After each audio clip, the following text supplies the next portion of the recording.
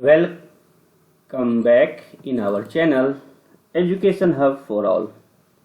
आप लोगों का फिर से बहुत बहुत अभिनंदन आपके अपने channel Education Hub for all में। तो आज नया साल है। नया साल के शुरुआत में हम लोग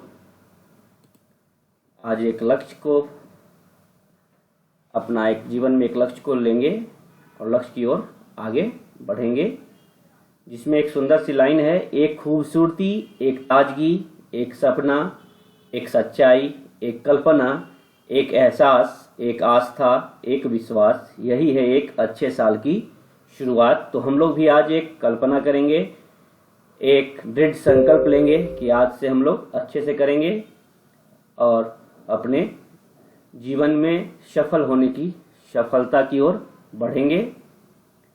क्योंकि समय किसी की इंतज़ार नहीं करती है और समय को जाने में समय नहीं लगती है। इसलिए आप लोगों को नव वर्ष की ढेर सारे शुभकामनाओं के साथ आज हम लोग क्राउन को स्टार्ट करेंगे।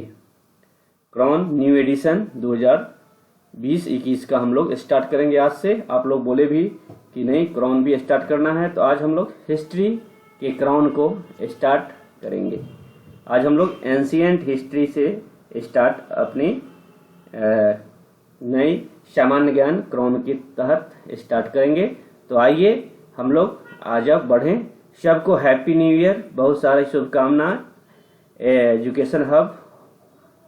एजुकेशन हब ऑल की तरफ से सभी परिवार को ढेरों सारी शुभकामना। चलिए तो हम लोग अब स्टार्ट करते हैं आज का हम लोगों का सेशन, जो क्राउन से हम लोग स्टार्ट करेंगे। आज का हम लोग का सेशन होगा भारत का इतिहास, प्राचीन भारत का इतिहास। हम लोग एंशिएंट हिस्ट्री आज हम लोग स्टार्ट करेंगे। आज हम लोग जो स्टार्ट करेंगे वो होगा हम लोग का एंशिएंट हिस्ट्री। ओके, क्या होगा? Ancient history. आज हम लोग करेंगे स्टार्ट एंशिएंट हिस्ट्री को। Ancient history, ancient history. Okay, तो आज हम लोग का 2021 नया साल, सबको ढेर सारी शुभकामनाएं। हैप्पी न्यू ईयर आप सभी को मेरे और एजुकेशन हब फॉर ऑल के तरफ से happy new year.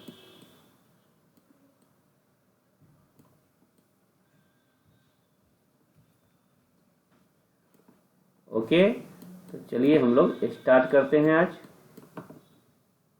Ancient history, Bharat का इतिहास। इंडियन हिस्ट्री में आज हम लोग प्राचीन भारत का इतिहास स्टार्ट करते हैं। तो सबसे पहले आज फिर से आप सभी का बहुत सारा अभिनंदन आपके अपने channel Education Hub for all में। और जो भी नए हैं वो जुड़ जाएं, नहीं तो लेट हो जाएगी। इसलिए जो भी नए हैं वो सब्सक्राइब कर लें, बेल आइकन को प्रेस कर लें ताकि नोटिफिकेशन आप तक जल्द से जल्द आ सके। और लाइक शेयर जरूर करें, कमेंट करें कैसा लगा नहीं लगा, और फिर मैं लूसेंट को भी स्टार्ट करूंगा। ठीक है, तो चलिए अब इसी के साथ हम लोग स्टार्ट करते हैं। मेरी मेन मकसद वीडियो बनाने की ये है, वैसे छात्र छात्राओं से है जो रूरल एरियाज में रहते हैं, उनके पास पठन पाठन की सामग्री नहीं हो पाती है। वैसे छात्र छात्राओं के लिए और सभी छात्र छात्राओं के लिए जो शहर या रूरल कहीं भी हो, सभी के लिए मेरी एक छोटी सी कोशिश है, मेरी एक छोटी सी मकसद है। चलिए भगवान मुझे इसमें सफलता दिलाए। चलिए स्टार्ट करते हैं। तो आइए, प्राचीन भारत का इतिहास। भारतीय समाज एवं संस्कृति आज जिस स्थिति में है उनके संदर्भ में कौन बताता है हमें? तो भारत के अतीत का अध्ययन विशेष महत्व रखता है, क्योंकि अतीत से ही हमारे वर्तमान का रिलेशन होता है, क्योंकि वर्तमान भारत की जड़ें अतीत से जुड़ी हुई हैं। अतीत में हुआ विकास ही क्रमिक रूप से चलता हुआ आज के युग तक आ पहुंचा है। ऐसी स्थिति में अपने अतीत को ठीक से समझना आवश्यक है। क्या है? आवश्यक है। किसको समझना? तो अपने अतीत को ठीक से समझना। इसी का अध्ययन तो प्राचीन इतिहास है। इतिहास जानने के लिए स्रोतों की जरूरत पड़ती है, क्योंकि किसी भी साधन से ही आप किसी के बारे में जान सकते हैं। तो इतिहास को जानने के लिए इसके लिए भी स्रोत की आवश्यकता होती है, जिनके माध्यम से हम क्या जान पाते हैं तो अपने अतीत को जान पाते हैं, अपने अतीत को समझ पाते हैं। प्राचीन भारत के इतिहास के अध्ययन से हम यह पता लगा सकेंगे कि वर्तमान स्थिति की जड़ें कहाँ हैं। इससे हम यह भी जान सकेंगे कि भारतीय समाज एवं संस्कृति का विकास कब, कहाँ और कैसे हुआ। तो चलिए हम लोग आज स्टार्ट करते हैं। सबसे पहला हमारा चैप्टर का है प्राचीन भारतीय इतिहास के स्रोत। हमारा सबसे 1.1 चैप्टर फर्स्ट इतिहास एंशिएंट हिस्ट्री का आज हम लोग देखेंगे प्राचीन भारत का इतिहास। अच्छे से देखिएगा, स्किप नहीं कीजिएगा, लाइन टू लाइन देखिएगा, एग्जामिनेशन में क्वेश्चन देखने को मिलते हैं। ठीक है, तो सबसे पहले आइए हम लोग स्रोत की बात कर लें। तो प्राचीन भारत के इतिहास का पुनर्निर्माण विभिन्न स्रोतों के आधार पर किया जाता है। इन स्रोतों का वर्गीकरण 2 वर्गों में किया जाता है। तो ये कौन कौन सा वर्ग है? तो पहला होता है साहित्यिक और दूसरा होता है पुरातात्विक स्रोत।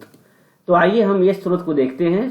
साहित्यिक स्रोत में और पुरातात्विक स्रोत में क्या क्या है, आइए हम देखते हैं। तो साहित्यिक स्रोत में क्या क्या होता है, जैसे कि वैदिक, संस्कृत, पाली, प्राकृत एवं अन्य साहित्य, और विदेशियों का विवरण जो वृत्तांत होता है, जैसे वेनसांग, इत्सिंग, मेगास्थनीज, ये लोग क्या थे, ये लोग भी अपने विवरण वृत्तांत बताते हैं। तो वैदिक, संस्कृत, पाली, प्राकृत एवं अन्य साहित्य, जैसे कि शिलालेख वगैरह प्राकृत में, तो इसका हम लोग आगे देखेंगे।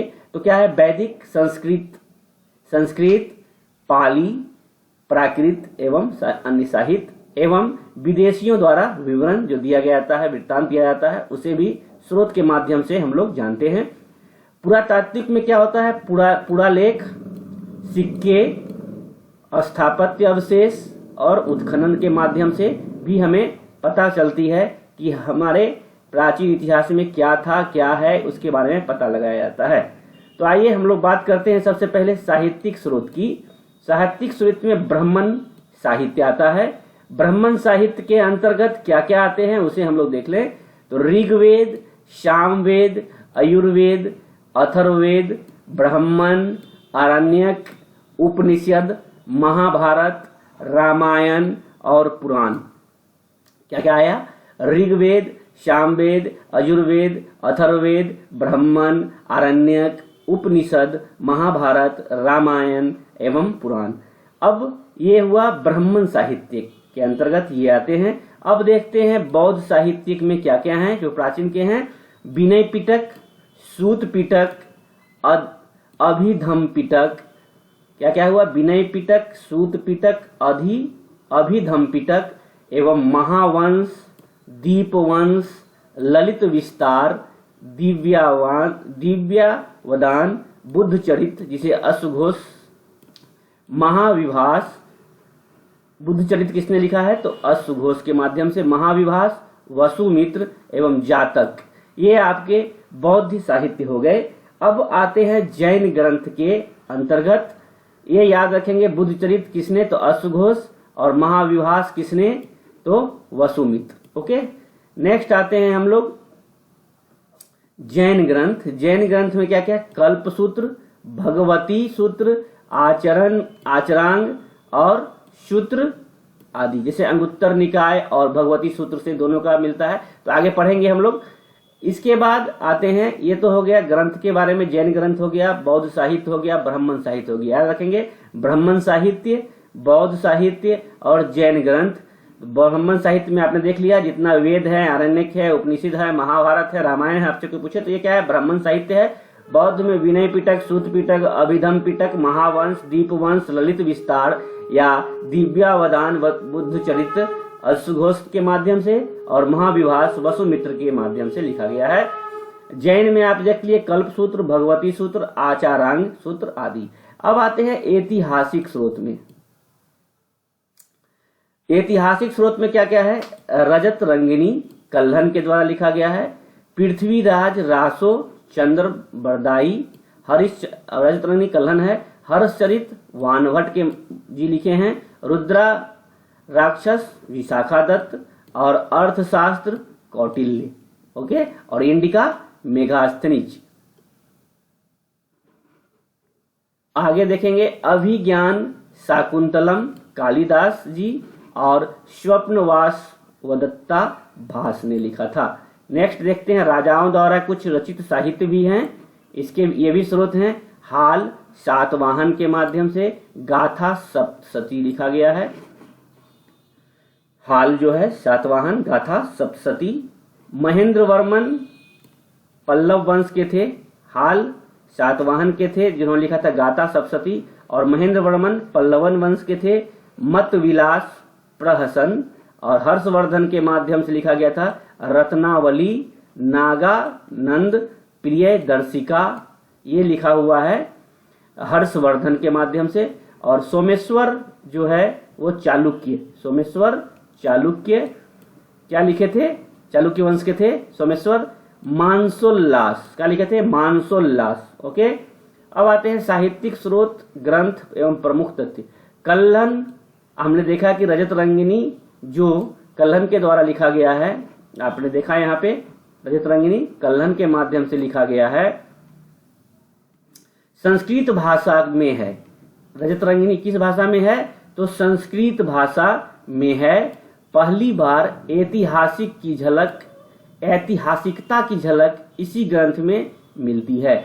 कल्हन की जो राजत रंगिनी है जो किस भाषा में लिखी हुई है, तो संस्कृत भाषा में लिखी हुई है, और पहली बार ऐतिहासिकता की झलक इसी ग्रंथ में मिलती है। अब आते हैं महावंश या दीपवंश कहते हैं, महावंश या दीपवंश बौद्ध ग्रंथ है, दक्षिणी बौद्ध मत के ग्रंथ है, दक्षिणी बौद्ध मत की एक ग्रंथ है महावंश या दीपवंश। ललित विस्तार जो है ये भी क्या है, बौद्ध ग्रंथ है, की रचना नेपाल में हुई थी। आपसे क्वेश्चन रहे कि ललित विस्तार कौन सा ग्रंथ है, तो बौद्ध ग्रंथ है, और इसकी रचना किसने की, कहाँ हुई है, तो इसकी रचना नेपाल में हुई थी। पाणिनि ने पहले संस्कृत व्याकरण अष्टाध्यायी की रचना की थी। अब पूछे कि संस्कृत व्याकरण अष्टाध्यायी की रचना किसने की थी, तो पाणिनि ने की थी। इसमें मौर्य काल के सामाजिक जीवन का वृतांत है। पाणिनि के द्वारा जो लिखा गया संस्कृत व्याकरण अष्टाध्यायी, इसमें क्या है, मौर्य काल के सामाजिक जीवन का क्या है, वृतांत है। ओके, तो आपसे पूछे कि पाणिनि के द्वारा जो लिखा गया संस्कृत व्याकरण अष्टाध्यायी उसमें क्या है, तो इसमें मौर्य काल के सामाजिक जीवन का वृतांत है। क्या है, सामाजिक जीवन का वृतांत मिलता है। पतंजलि ने क्या लिखा, तो पतंजलि ने महाभाष्य की रचना की, जो कि पाणिनि की अष्टाध्यायी पर आधारित है। पतंजलि ने जो महाभाष्य की रचना की वो किस पे आधारित है, तो ये आधारित है पाणिनि की अष्टाध्यायी पर आधारित है। ऐतिहासिक महत्व के प्रथम ग्रंथ की रचना, अब ऐतिहासिक महत्व का प्रथम ग्रंथ का रचना किसने किया, तो हर्ष के दरबारी कवि वान भट्ट ने हर्षचरित के रूप में की। ओके, अर्थशास्त्र को किसने लिखा, कौटिल्य का अन्य नाम क्या है, चाणक्य एवं विष्णुगुप्त भी नाम है, ने लिखी है। क्या लिखी है, अर्थशास्त्र। इसमें क्या बताया जाता है, मौर्यकालीन राज व्यवस्था का चित्रण है, मौर्यकालीन राज व्यवस्था का चित्रण है। आगे अब हम लोग देखते हैं पेज नंबर 2 पे। पेज 2 पे क्या है, पेज 2 पे है वाक्पति ने, किसने, तो वाक्पति ने कन्नौज के राजा यशोवर्मन पर, वाक्पति कहाँ के राजा, वाक्पति ने क्या किया, तो कन्नौज के राजा यशोवर्मन पर आधारित गौरवह नामक पुस्तक लिखी। गौरवह नामक पुस्तक किसने लिखी, तो वाक्पति, और ये किस पे आधारित है, तो कन्नौज के राजा यशोवर्मन पर। ओके, गौरवह, इसे नोट करते चलिएगा, नोट्स बनाइएगा तो इसे नोट करते चलिएगा। विभिन्न राजाओं के जीवन पर आधारित कुछ अन्य रचनाएं हैं, जैसे हेमचंद्र का कुमार पाल चरित्र, न्याय चंद्र का हमीर काव्य एवं पद्मगुप्त का नवाशाह चरित्र, विल्लाल का भोज प्रबंध इत्यादि।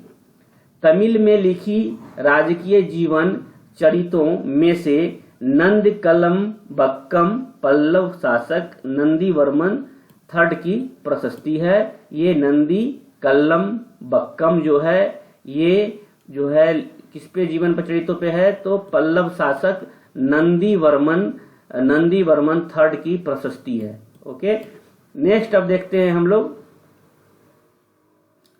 विदेशियों द्वारा विवरण। यूनानी लेखक थे, अरबी लेखक थे, कौन कौन थे, रोमन लेखक थे, चीनी विवरण था, तो क्या था, ये सारी चीज को हम लोग एक एक करके देखते हैं। तो यूनानी लेखक कौन कौन है, तो हेरोडोटस कौन थे, तो यूनानी लेखक थे। हेरोडोटस को इतिहास का क्या बोला जाता है, पिता कहा जाता है। हेरोडोटस को इतिहास का पिता कहा जाता है, याद रखेंगे। इन्होंने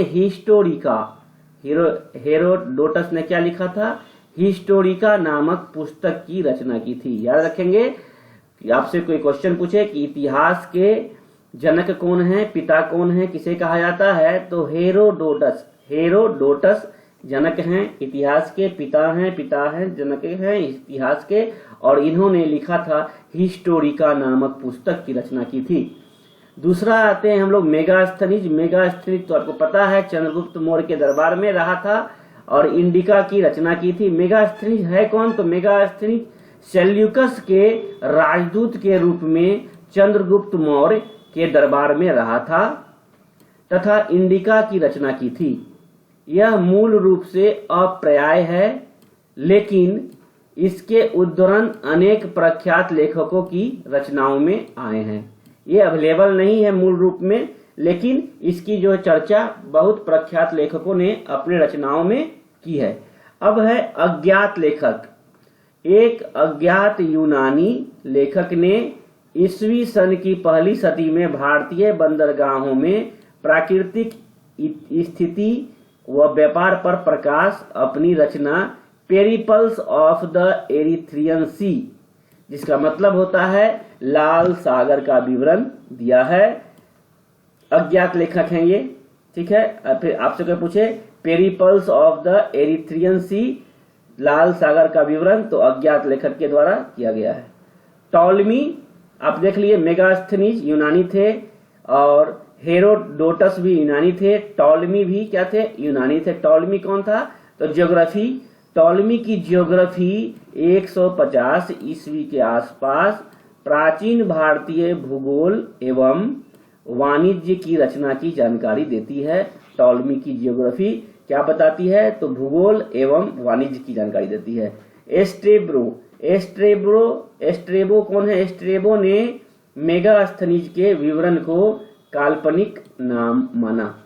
मैंने एस्ट्रेबो ने मेगास्थनीज के विवरण को क्या माना कि काल्पनिक है ये, ठीक है। अब आते हैं रोमन लेखक, ये तो थे आपके यूनानी लेखक। अब देखते हैं रोमन लेखक में कौन थे। रोमन लेखक थे प्लिनी की नेचुरल हिस्टोरिका भारत और इटली के बीच होने वाले व्यापारिक संबंधों का जानकारी देता है। तो प्लिनी की जो नेचुरल हिस्टोरिका जो है वो क्या बताता है, भारत एवं इटली के बीच होने वाले व्यापारिक संबंधों की जानकारी देती है। अब आते हैं चीनी विवरणी, ये रोमन लेखक प्लिनी एक है। चीनी विवरणी में देखते हैं तो चीनी पर्यटक भारत में बौद्ध धर्म के अध्ययन तथा बौद्ध तीर्थों का दर्शन करने आते थे। माने चीनी पर्यटक जो थे वो भारत में क्यों आते थे, तो बौद्ध धर्म के अध्ययन करने के लिए और तथा बौद्ध तीर्थों का दर्शन करने आते थे, जिसमें पहला थे फाहियान। ये चंद्रगुप्त द्वितीय यानी गुप्त शासक के पास आए थे। चंद्रगुप्त मौर्य में आए थे कौन, मेगास्थनीज, और ये कौन है, चंद्रगुप्त द्वितीय में आए हैं कौन, फाहियान। फाहियान के शासनकाल में भारत आया। किसके शासनकाल में आया, तो चंद्रगुप्त द्वितीय के शासनकाल में भारत आया 5वीं सदी के आरंभ में। 5वीं सदी के आरंभ में उसने फूकोकी की रचना की है। फाहियान ने क्या की है, फूकोकी की रचना की, जिसमें गुप्त काल में भारत के सामाजिक आर्थिक एवं धार्मिक स्थिति पर प्रकाश डाला है। फूकोकी फाहियान के द्वारा लिखी गई पुस्तक है। अब हम लोग देखेंगे, क्या देखेंगे, ह्वेनसांग इसका दूसरा नाम था युआन च्वांग। क्या था? युआन ह्वेनसांग या युआन च्वांग। ये भी कहाँ गया था? तो चीनी यात्री ही थे, चीनी यात्री ही थे ये भी। ओके, ह्वेनसांग। अब ह्वेनसांग यह हर्षवर्धन के काल में आए थे। कब आए थे? हर्षवर्धन के समय 629 ईस्वी में भारत आया और सीयू की रचना की। फहियान ने क्या चीज की रचना की? तो फहियान ने रचना की फूकोकी का, फूकोकी फहियान, और वेनसांग ने रचना की सीयूकी की रचना की। वाटर्स के अनुसार वह भारत को इनटू यानी अर्ध चंद्राकार नाम देता है। फाहियान अर्ध, वेनसांग अर्ध चंद्राकार नाम देता है, और वेनसांग का अदर नाम क्या है? युआन चांग, और सीयूकी की रचना की है वेनसांग ने। और वेनसांग के मित्र ली ने वेनसांग की जीवनी लिखी थी। इसने हर्षकालीन राजनीति के साथ साथ धर्म, रीति रिवाज एवं समाज का वर्णन किया। इसमें 138 देशों का विवरण मिलता है वेनसांग के पुस्तक में। इत सिंह यह 7वीं शताब्दी में भारत आया तथा नालंदा एवं विक्रमशिला विश्वविद्यालयों का वर्णन किया। इत सिंह 7वीं शताब्दी में भारत आया और नालंदा एवं विक्रमशिला विश्वविद्यालय का वर्णन किया। अब अरबी लेखक को भी हम लोग देख लेते हैं, उसके बाद चलेंगे पुरातात्विक स्रोत की ओर। अरबी लेखक कौन थे? तो सुलेमान अलबरूनी। सुलेमान वह 9वीं शताब्दी में भारत आया सुलेमान, तथा पाल एवं प्रतिहार शासकों के बारे में लिखा। सुलेमान जो है 9वीं शताब्दी में भारत आता है और पाल एवं प्रतिहार शासकों के बारे में लिखा। अलबरनी मोहम्मद गजनवी का समकालीन था। आपसे पूछेगा अलबरनी किसके समकालीन थे? तो अलबरनी मोहम्मद गजनवी का समकालीन था। ने तहकीक ए हिंद या किताब उल हिंद की रचना की। तहकीक ए हिंद, उसी का नाम क्या है? किताब उल हिंद की रचना की अलबरनी ने, जिसमें भारत के निवासियों की दशा का वर्णन किया है। इन लेखकों के अतिरिक्त तिब्बती बौद्ध लेखक तारानाथ 12वीं शताब्दी के ग्रंथों कंगियूर तथा तंगियूर से भी भारतीय इतिहास की कुछ जानकारी प्राप्त होती है। तो ये साहित्यिक स्रोत हो गई। अब आते हैं पुरातात्विक स्रोत की ओर। तो पुरातात्विक स्रोत में अभिलेख है, सिक्के हैं, मुहर हैं, स्मारक हैं, मूर्तियां हैं, चित्रकला है, भौतिक अवशेष है, मृत भांड है, आभूषण आदि आते हैं। सर अलेक्जेंडर कनिंघम को भारतीय पुरातत्व शास्त्र का पिता माना जाता है। जैसे कि हेरोडोटस को इतिहास का जनक माना जाता है, उसी तरह आर्कियोलॉजिस्ट में क्या है? सर अलेक्जेंडर कनिंघम को भारतीय पुरातत्व शास्त्र का पितामह माना जाता है, कहा जाता है। अब आते हैं कुछ शब्दावली कि अभिलेख है क्या। अभिलेख जो लेख मुहर पे, प्रस्तर स्तंभ पे, स्तूपों पे, चट्टानों पे, ताम्रपत्र पर मिलते हैं, उन्हें अभिलेख कहते हैं। एपिग्राफी अभिलेख के अध्ययन को एपिग्राफी या पुरालेख शास्त्र कहा जाता है। पेलियोग्राफी क्या है? पुराने दस्तावेज, माने अभिलेख तथा दूसरे प्राचीन दस्तावेजों की प्राचीन तिथि के अध्ययन को पुरालिपि शास्त्र या पेलियोग्राफी कहते हैं। अब आते हैं आगे हम लोग। अब आ गया न्यूमिएस्मेटिक्स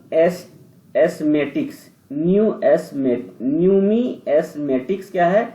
सिक्कों के अध्ययन को मुद्रा शास्त्र यानी न्यूमिस्मेटिक्स कहते हैं।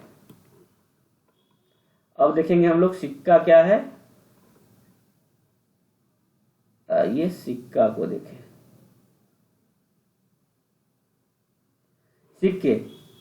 सिक्के क्या होते हैं, इसे जानना जरूरी है।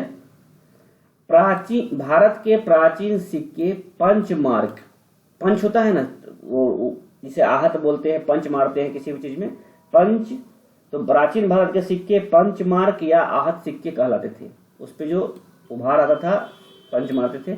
साहित्यिक में इन सिक्कों को कारसापन कहा जाता है। क्या कहा जाता है? कारसापन। पुराने सिक्के तांबे, चांदी, सोने और शीशे के बनते थे। आरंभिक सिक्के में कुछ प्रतीक मिलते थे, पर बाद में सिक्कों पर राजाओं, देवताओं के नाम, तिथियां उल्लिखित मिलती थी। सोने के लिखित सिक्के सर्वप्रथम कुषाण राजाओं ने जारी किए थे। याद रखिएगा, सोने का जो लिखित सिक्का है सर्वप्रथम किसने? तो कुषाण राजाओं ने जारी किया था। गुप्त शासकों ने सबसे अधिक सोने के सिक्के जारी किए थे। समुद्रगुप्त को एक सिक्के पर वीणा बजाते हुए दिखाया गया है। समुद्रगुप्त को एक सिक्के पे वीणा बजाते दिखाया गया है। सातवाहन ने शीशे के सिक्के जारी की थी। आपसे क्वेश्चन पूछेगा शीशे के सिक्के किसने जारी की थी? तो सातवाहन ने शीशे की सिक्के जारी की थी। गुप्त काल में स्वर्ण सिक्कों को दिनार एवं चांदी के सिक्के को रूपक कहा जाता था। गुप्त काल में यदि पूछे कि स्वर्ण सिक्के को क्या कहा जाता था, तो दिनार कहा जाता था और चांदी के सिक्के को रूपक कहते थे। अब यह हो गई बात सिक्के की। अब बात करते हैं हम लोग अभिलेख की। अभिलेख कितने प्रकार की होती है? अभिलेख मुहरों, प्रस्तर स्तंभों, चट्टानों और ताड़पत्रों पर मिलते हैं तथा मंदिर की दीवारों पर भी, ईंटों पर या मूर्तियों पर भी मिलती है। ये अभिलेख है। सबसे अधिक अभिलेख मैसूर संग्रहालय में संग्रहित है। सबसे अधिक अभिलेख कहाँ है? तो मैसूर संग्रहालय में संग्रहित है। मौर्य या मौर्योत्तर और गुप्त काल के अधिकांश अभिलेख कार्पस इंस्क्रिप्शंस इंडिकेरम नामक ग्रंथ से संकलित है। अभिलेखों के प्रयुक्त लिपियां, तो अभिलेख में जो लिपि होती है, भाषा होती है क्या? प्राकृत लिपि, ब्राह्मी लिपि और आपका क्या है? खरोष्ठी लिपि, यूनानी एवं आरामाइक लिपि। तो अब आइए विस्तार से हम देखते हैं कि होता क्या है। आरंभिक अभिलेख जो लिखा गया वो प्राकृत भाषा में था। अशोक के शिलालेख में जो है ब्राह्मी लिपि में है। ओके, अशोक का शिलालेख है वो ब्राह्मी लिपि में है। यह लिपि बाएं से दाएं लिखी जाती है। माने ब्राह्मी लिपि बाएं से जो दाहिने लिखते हैं हम लोग, वो क्या करते, जैसे कि ये मान लीजिए लेफ्ट है, ये मान लीजिए राइट है, माना कि, तो ये बाएं से दाएं यानी लेफ्ट से राइट कुछ भी लिख रहे हैं, लेफ्ट टू राइट, तो ये क्या हो गया? आपका ब्राह्मी लिपि हो गया। यानी कि बाएं से दाएं, बायां कौन है? लेफ्ट है, लेफ्ट से राइट जो लिखते हैं वो क्या होता है? ब्राह्मी लिपि होता है। और दाएं से यानी कि राइट से लेफ्ट जो लिखते हैं वो होता है खरोष्टी। दाएं से बाएं माने दाहिने साइड से बाएं साइड लिखी जाती है, वो होती है खरोष्ठी। ये पूछी हुई भी है, 65 में पूछी हुई क्वेश्चन है, ये पूछी हुई क्वेश्चन है, इसीलिए इस पे ध्यान देना है। इस तरह की क्वेश्चन भी पूछी जाती है। तो ब्राह्मी लिपि को बाएं से यानी लेफ्ट टू राइट और खरोष्टी को राइट टू लेफ्ट लिखी जाती है। यूनानी एवं अजमाइक लिपि जो है, आरामाइक लिपि जो है, पाकिस्तान एवं अफगानिस्तान में अशोक के शिलालेखों में इन लिपियों का प्रयोग हुआ है। अशोक का जो शिलालेख है पाकिस्तान या अफगानिस्तान में, वहां पे जिस लिपि का यूज हुआ है वो है यूनानी एवं आरामाइक लिपि। नेक्स्ट अब हम लोग देखेंगे 14वीं सदी में फिरोज शाह तुगलक को अशोक के 2 शिलालेख मेरठ उत्तर प्रदेश एवं टोपरा हरियाणा में मिले हैं। किसे मिले हैं? तो फिरोज शाह तुगलक को, जिन्हें दिल्ली लाया गया 1837 में जेम्स प्रिंसेप ने इन शिलालेखों की ब्राह्मी लिपि का सर्वप्रथम पढ़ा? तो याद रखेंगे 1837 ईस्वी में जेम्स प्रिंसेप ने इन शिलालेखों की ब्राह्मी लिपि को सर्वप्रथम पढ़ा। महत्वपूर्ण अभिलेख एवं उनके शासक हैं समुद्रगुप्त का, जो ये गुप्त वंश के थे। समुद्रगुप्त किसके थे? गुप्त है तो क्लियर है, गुप्त वंश के हैं। ये क्या मिला था? प्रयाग प्रशस्ति इलाहाबाद। रुद्र दामन शक वंश के थे। जूनागढ़ अभिलेख गुजरात। स्कंदगुप्त भी गुप्त वंश के हैं। भीतरी स्तंभलेख गाजीपुर। खारवेल कलिंग हाथी गुम्फा अभिलेख। पुलिकेशिन II चालुक्य वंश के थे। एहोल अभिलेख। राजा भोज प्रतिहार ग्वालियर प्रशस्ति मध्य प्रदेश। विजयसेन देवपारा अभिलेख। हर्षवर्धन मधुबन एवं बांसखेड़ा वर्धन वंश के थे। हर्षवर्धन अभिलेख। यशोधर्मन क्या था? मंदसौर प्रशस्ति। और गौतमी बलश्री नासिक अभिलेख। ये गौतमी बलश्री जो सातवाहन की थी, यशोवर्मन मालवा नरेश थे। ओके, नेक्स्ट देखते हैं अभिलेख विशिष्टि तथ्य क्या है। रुद्रदामन का जूनागढ़ अभिलेख संस्कृत भाषा में जारी प्रथम अभिलेख माना जाता है। रुद्र दामन का जूनागढ़ अभिलेख जो है संस्कृत भाषा में जारी प्रथम अभिलेख माना जाता है।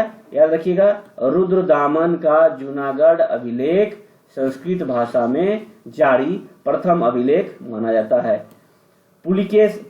पुलकेशिन II का एहोल अभिलेख उसके दरबारी कवि रवि कीर्ति द्वारा रचित है। रवि कीर्ति द्वारा एहोल रचित है।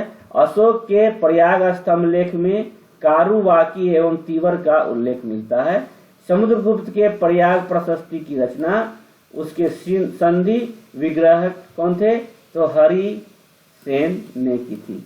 नेक्स्ट आते हैं, अब हम लोग देखते हैं भानुगुप्त के एरन अभिलेख में सर्वप्रथम सती प्रथा गोपराज नामक सैनिक की पत्नी थी का लिखित साक्ष्य प्राप्त होता है। यानी भानुगुप्त के एरन अभिलेख से सर्वप्रथम सती प्रथा का लिखित साक्ष्य प्राप्त होता है। याद रखिएगा, भानुगुप्त के एरन अभिलेख में सती प्रथा का सर्वप्रथम लिखित साक्ष्य प्राप्त होता है। नेक्स्ट है चंद्रगुप्त द्वितीय के उदयगिरी गुहा लेख के अनुसार उसका उद्देश्य संपूर्ण पृथ्वी को जीतना था। माने यदि पूछे संपूर्ण पृथ्वी को जीतने का उद्देश्य किस शिलालेख में है, तो द्वितीय उदयगिरी गुहा लेख अनुसार है। तुमुन अभिलेख में कुमारगुप्त प्रथम को शरदकालीन सूर्य की तरह बताया गया है।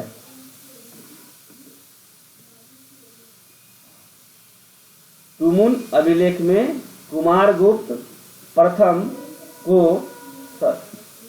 शरदकालीन सूर्य की तरह बताया गया है।